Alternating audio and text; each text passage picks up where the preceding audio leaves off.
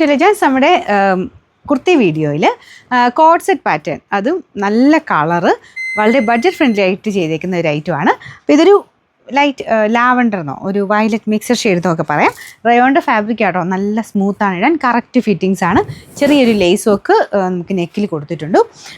ഒരുപാട് അങ്ങനെ ഒരു സെമി ലൂസ് ബോട്ടം പാറ്റേണിലാണ്, നോർമൽ ബോട്ടം.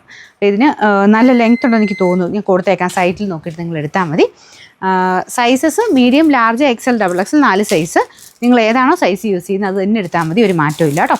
പിന്നെ നമ്പർ വരുന്നത് AF 939, റേറ്റ് 799 രൂപയുള്ളൂ, 799.